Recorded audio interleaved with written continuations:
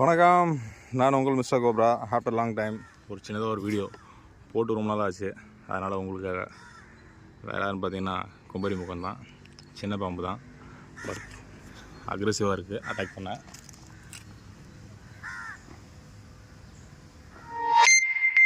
கடித்தா விஷம் கிடையாது, பட் ஆனால் அதுக்காக எல்லா டைமும் கடிக்க விடக்கூடாது.